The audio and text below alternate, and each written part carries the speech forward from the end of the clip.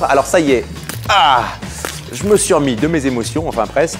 Et on continue notre apéro dînatoire avec la recette des verrines de velouté de carottes au lait de coco. Alors les ingrédients, j'ai besoin de 500 g de carottes fraîchement récoltées, d'une brique de 200 ml de lait de coco, un oignon, un cube de bouillon de volaille, une cuillère à café de curry en poudre, de l'huile d'olive, du sel, du poivre. On va commencer par peler les carottes et on les coupe en rondelles. On pèle et on hache l'oignon. On fait chauffer un filet d'huile d'olive dans une marmite et on y fait revenir les oignons pendant 5 minutes. On rajoute ensuite les carottes, on verse un demi-litre d'eau, on ajoute le cube de bouillon, le curry, du sel, du poivre. On porte tout ça à ébullition et on laisse cuire à feu moyen pendant 30 minutes, en remuant de temps en temps quand même. On rajoute ensuite le lait de coco et on mixe avec un mixeur plongeant, vous savez ceux qui zzz comme ça vers le bas.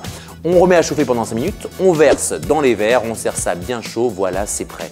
Et une petite astuce, on peut rajouter quelques feuilles de coriandre fraîche sur les verrines juste avant de servir, ça fait toujours son petit effet.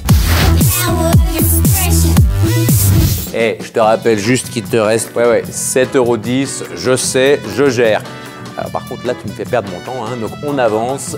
La tarte à la ratatouille. Alors pour ça il me faut une pâte brisée prête à dérouler, 750 g de ratatouille cuisinée surgelée, une bûche de chèvre Sainte-Maure, 2 œufs de poule élevés en plein air, les œufs gros calibre bien sûr, une brique de 20 centilitres de crème entière et du poivre.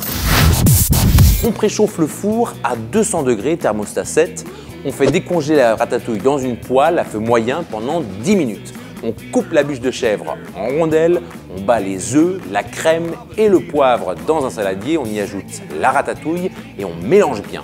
Ensuite, on déroule la pâte brisée avec sa feuille de cuisson dans un moule à tarte, on répartit les rondelles de chèvre, on verse la ratatouille et on enfourne pour 40 minutes. Et enfin, le milkshake pêche vanille. Alors pour ça, on a besoin de 2 pots de crème dessert saveur vanille, d'une boîte de pêche demi-fruits au sirop léger et de 10 glaçons.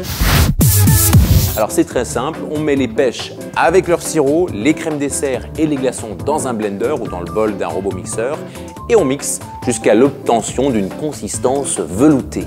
On verse ça dans les verres et on déguste sans tarder avec une paille.